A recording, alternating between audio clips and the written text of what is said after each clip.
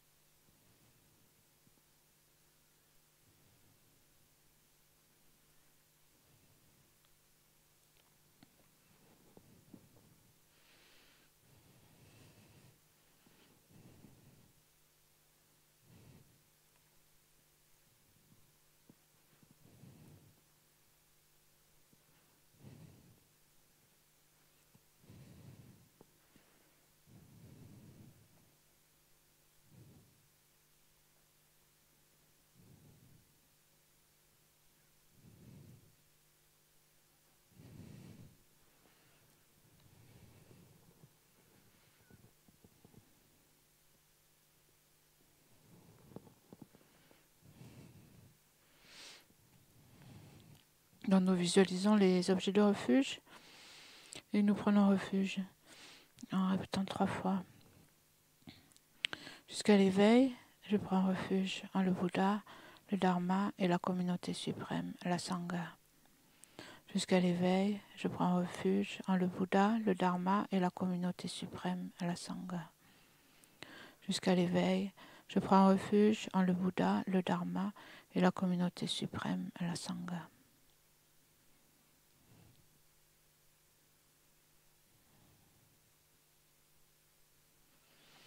Grâce aux 2 accumulations rassemblées par ma pratique de cette méditation, puisse-je devenir un Bouddha afin d'être bénéfique à tous les êtres. Grâce aux 2 accumulations rassemblées par ma pratique de cette méditation, puisse-je devenir un Bouddha afin d'être bénéfique à tous les êtres. Grâce aux 2 accumulations rassemblées par ma pratique de cette méditation, puisse-je devenir un Bouddha afin d'être bénéfique à tous les êtres.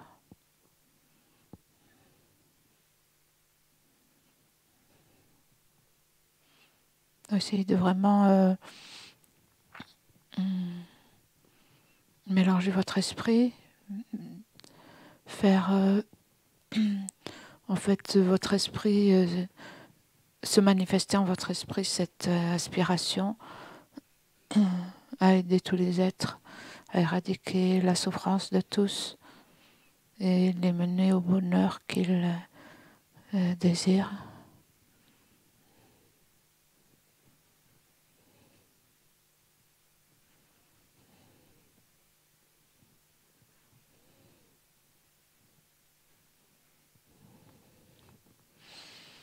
Et donc pour faire cela, devenir un Bouddha soi-même, et dans ce but,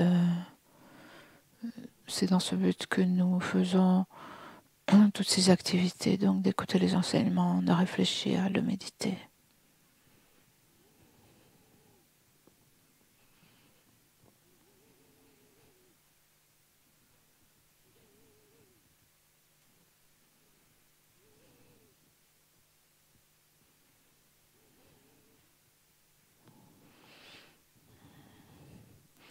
Et nous offrons la prière à cette branche avec respect. Je me prosterne par le corps, la parole et l'esprit.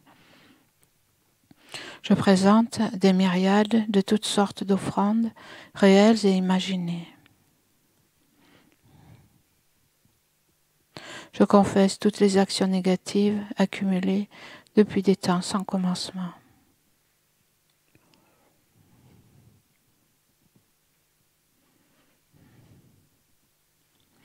Et je me réjouis des mérites de tous les êtres saints et ordinaires.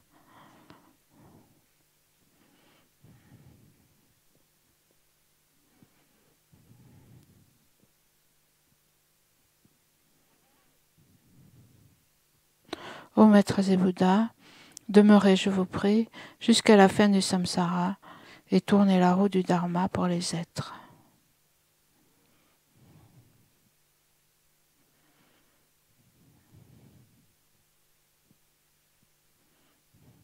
Mes propres mérites et ceux de tous les autres, je les dédie à l'éveil suprême.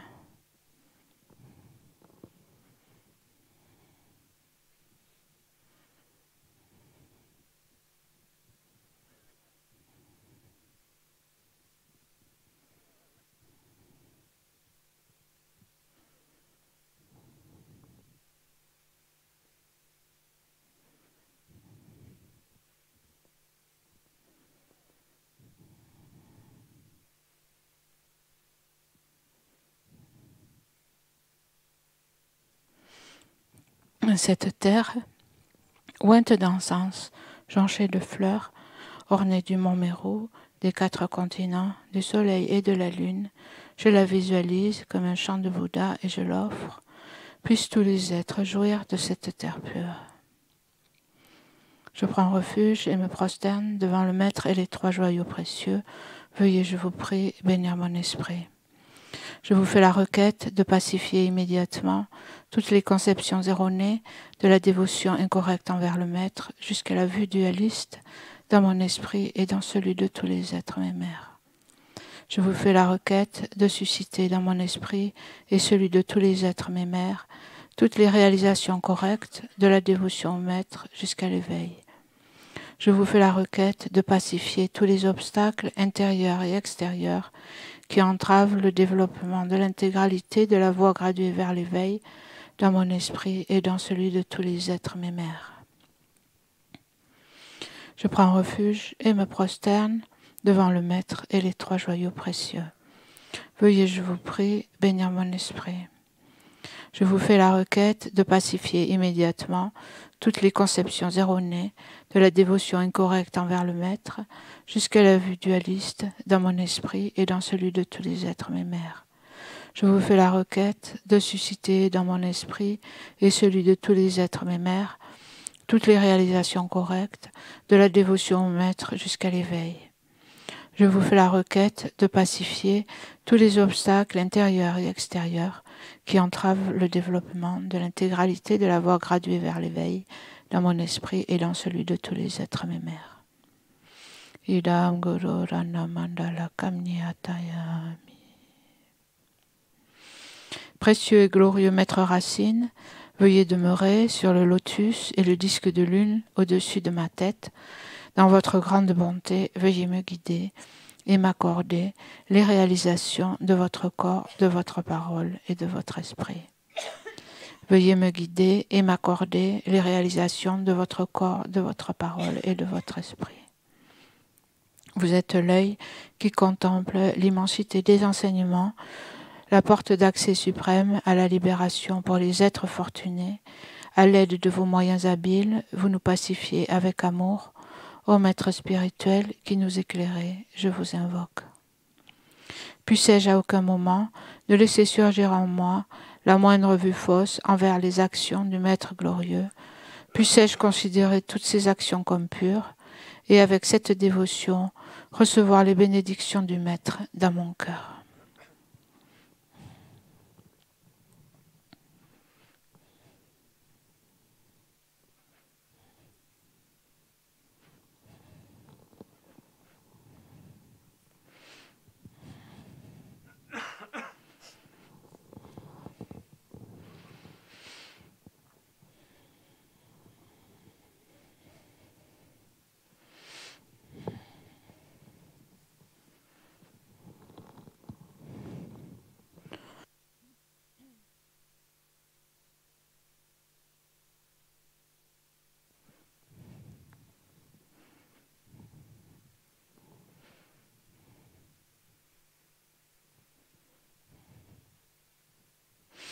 Donc nous avons commencé l'étude de l'ornement.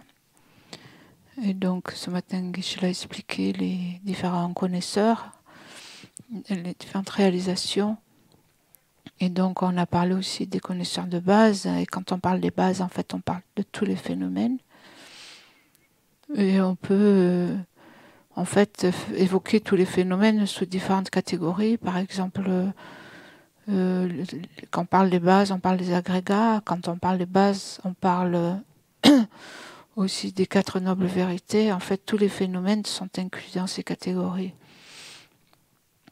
Et donc, dans ce sujet, on va parler, je pense, pas mal des 4 nobles vérités et une façon de méditer sur ces vérités.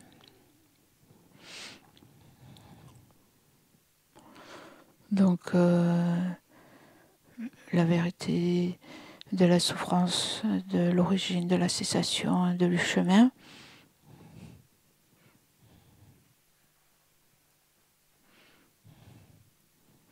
Et quand on médite sur les vérités, on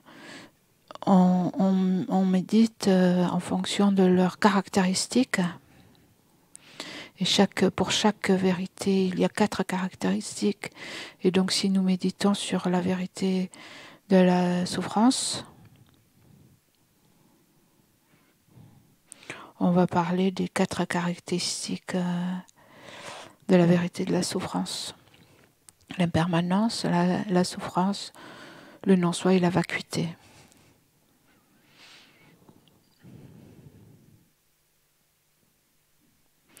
Et donc, quand on parle de vérité de souffrance, en fait, beaucoup de phénomènes appartiennent à cette catégorie.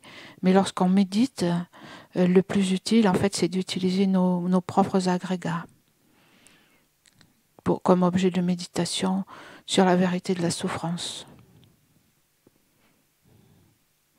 Et donc, parmi les 5 agrégats, le plus immédiat, celui qui est le plus facile à comprendre et le plus facile à utiliser comme objet de méditation, c'est le corps.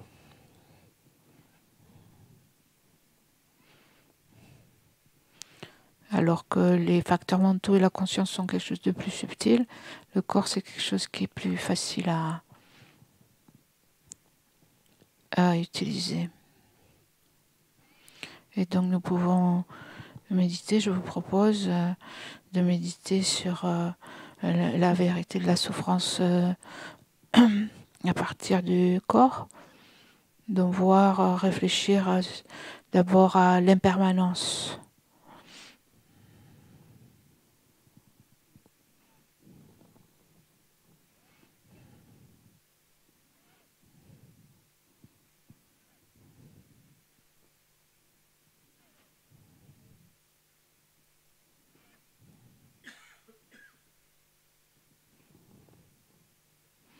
En fait, ces réflexions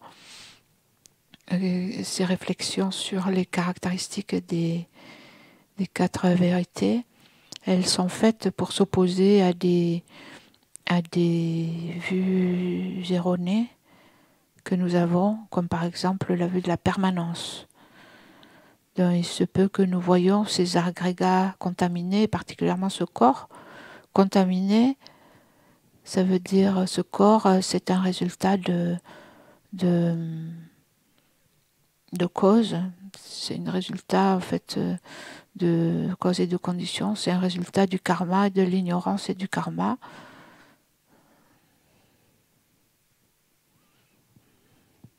C'est pour ça qu'on dit qu'il est contaminé.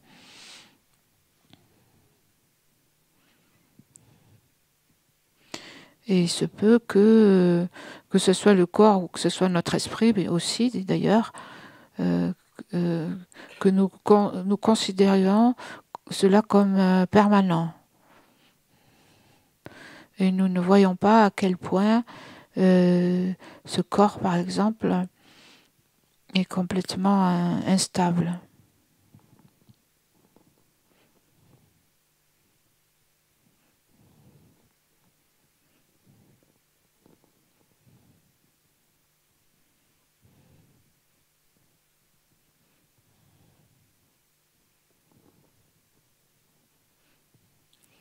Est complètement instable et c'est temporaire. Donc on peut y réfléchir à ce fait en pensant, par exemple, rappelez-vous l'histoire de votre corps. Rappelez-vous quand vous étiez jeune, quand vous étiez enfant, par exemple, ou quand vous étiez bébé. Ensuite, votre corps a évolué, vous êtes devenu enfant, vous êtes devenu adolescent, vous êtes devenu adulte jusqu'au point où vous êtes maintenant. Et donc, essayez de réfléchir dans la méditation, de retracer cette histoire, en fait, de ce corps qui est la base pour la même personne, moi, ou quoi, quel que soit votre nom. Essayez de revoir l'évolution de ce corps et la manière dont il a changé au fil des années, jusqu'à ce jour.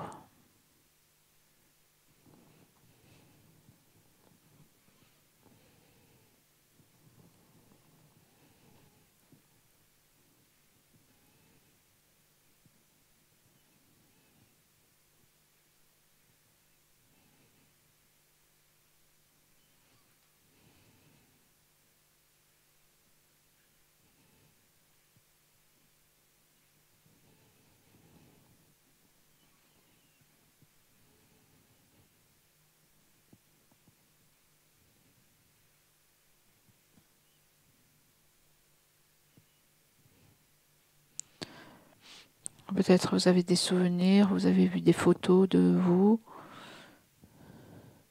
quand vous étiez petit, jeune.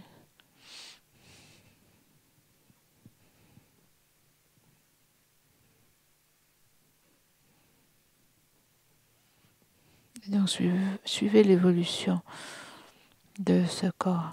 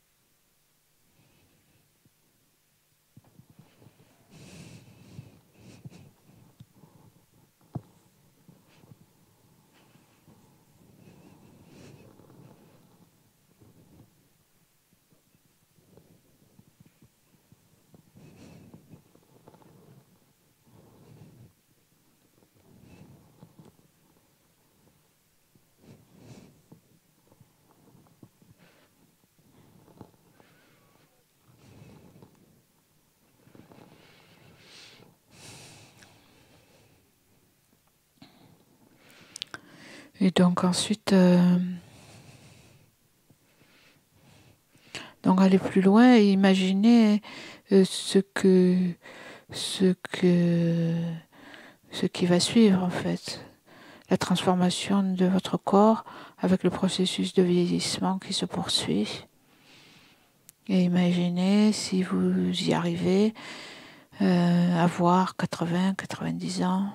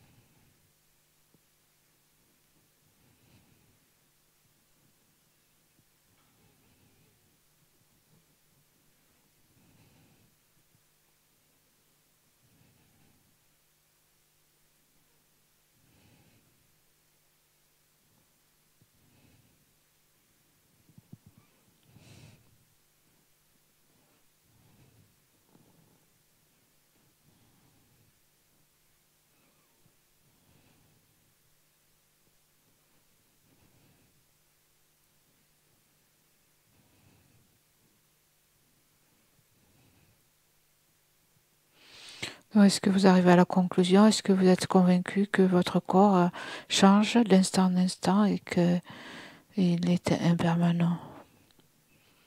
Ce qui est en fait la définition de l'impermanence, le changement d'instant en instant.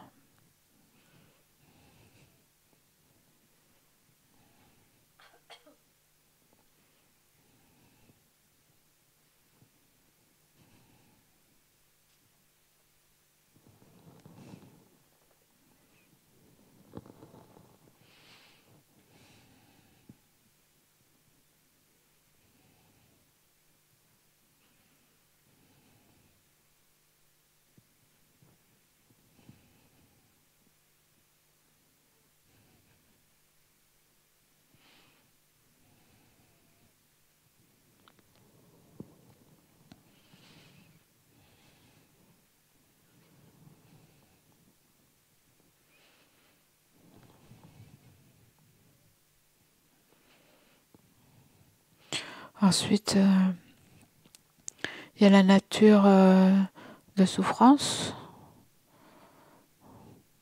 la nature de souffrance du corps.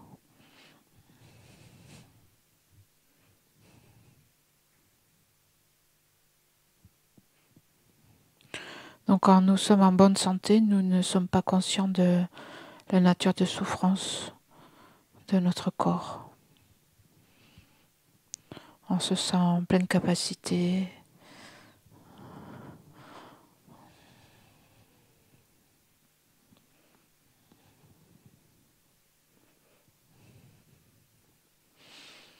Mais en fait, on est tous... le fait d'avoir un corps, ça veut dire qu'on est à un moment ou un autre la proie de blessures ou de maladies.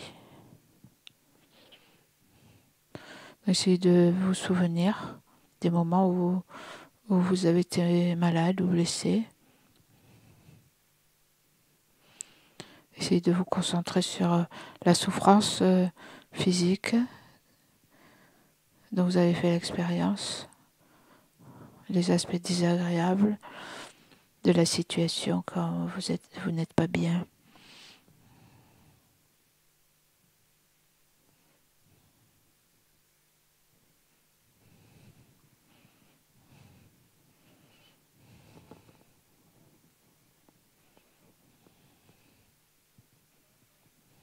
Donc, essayez d'amener à l'esprit ces situations d'inconfort ou de maladie physique.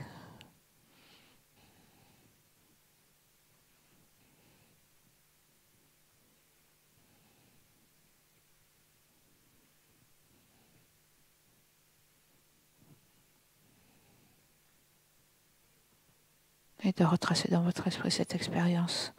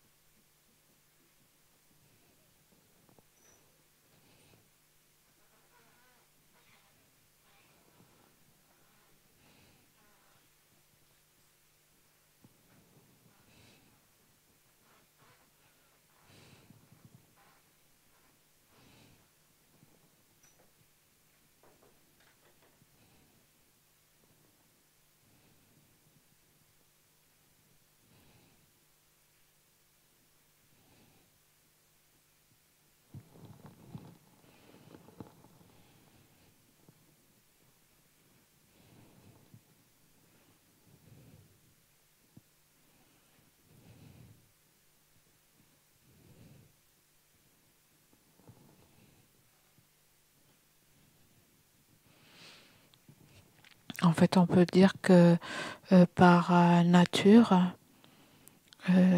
la douleur physique est inhérente à notre corps,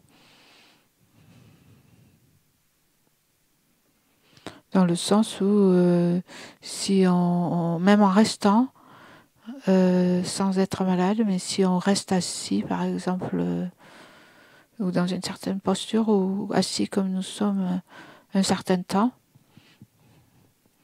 il ne faudra pas longtemps avant que nous n'ayons affaire à un inconfort, une douleur physique.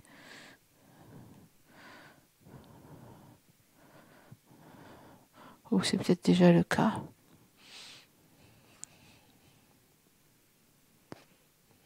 Les genoux, le dos, les épaules.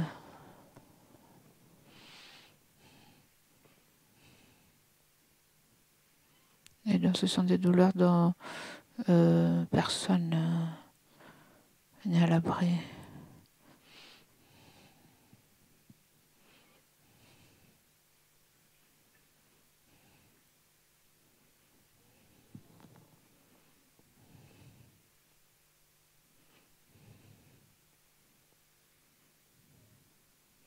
Et donc, est-ce que vous pensez,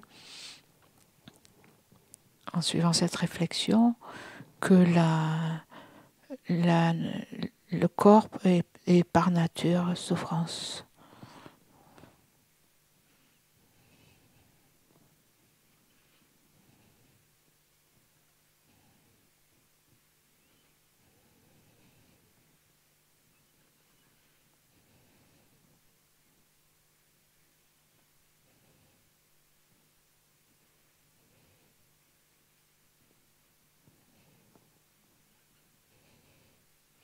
Et donc cette caractéristique, en fait, cette réflexion vient s'opposer à la vue erronée d'après laquelle les agrégats contaminés, c'est-à-dire ce corps, par exemple, sont purs et plaisants par nature.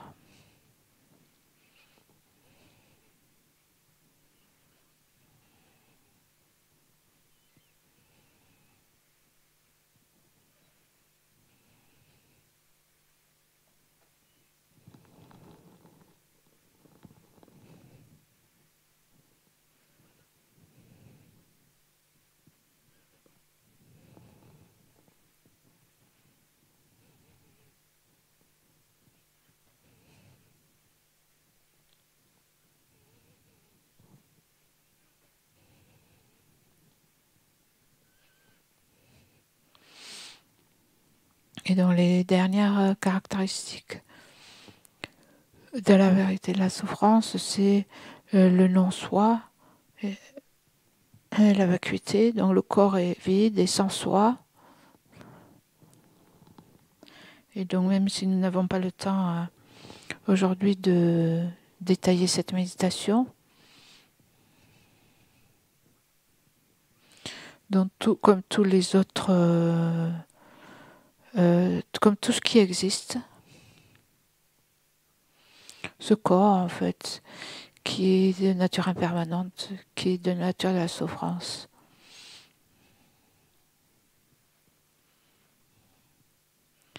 N'existe pas comme une entité véritable,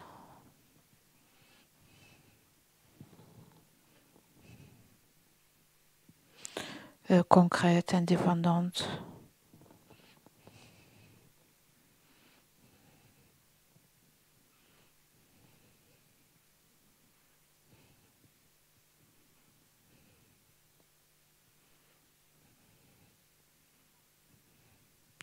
Donc, ni le corps, ni la souffrance, ni l'impermanence, ni la personne n'existe en soi.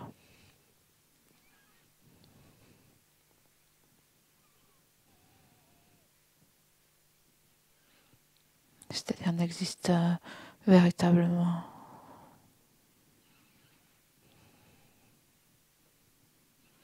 Donc nous pouvons conclure la méditation par cette réflexion.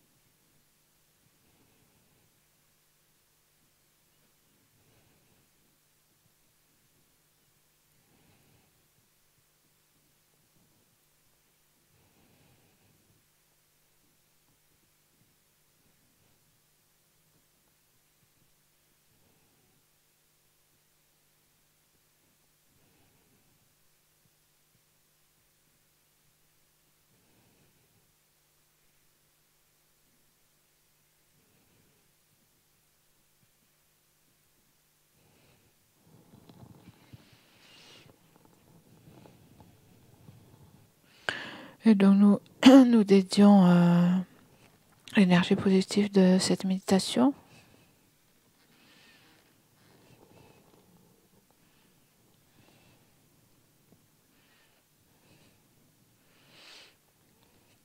Donc pour que nous et tous les êtres donc soyons capables de comprendre la vérité de la souffrance, d'éliminer la vérité de l'origine de la souffrance, de réaliser la cessation et de cultiver les chemins qui mènent à la libération complète de la souffrance et à l'éveil.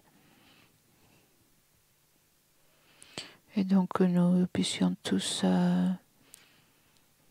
progresser, suivre pas à pas, suivre ce chemin qui mène à la libération, à l'éveil. Nous avons toute la capacité, nous l'avons. Nous avons tous cette nature de Bouddha. Nous avons tous le potentiel pour suivre ce chemin.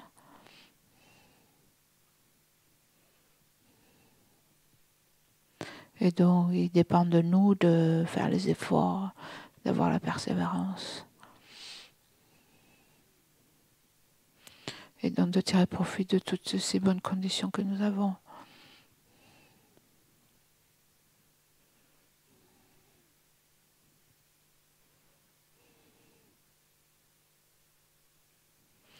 Ajahn Chösem Shorinpoche Make Panan Kegyoshe Kepanyampa Me Payang Gone Gondu Pewasho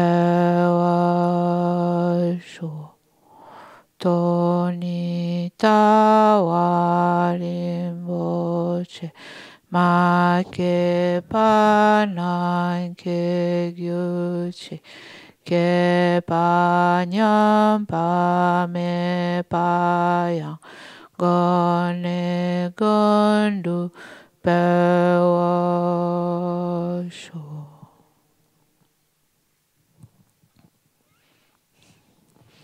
Donc, je vous propose de bénir et d'offrir la nourriture qui nous attend à la salle à manger en prenant la prière à la page 207.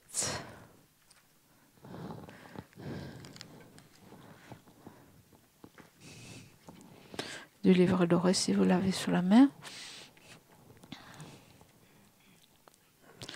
Om Aho, Om Aho, Om Aho.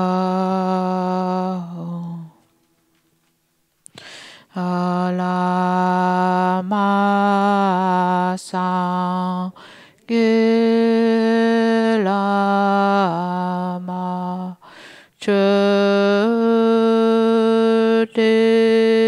Shin Lama Gendunde Kongje Polama Te La Manala Chepa Bo. Puissions-nous, ainsi que notre entourage, dans toutes les vies à venir, ne jamais être séparés des trois joyaux, faire continuellement des offrandes aux trois joyaux et recevoir l'inspiration des trois joyaux. Au Maître suprême, le Bouddha précieux, au refuge suprême, le Dharma précieux, au Guide suprême, la Sangha précieuse, aux trois joyaux, objets de refuge, je fais offrande.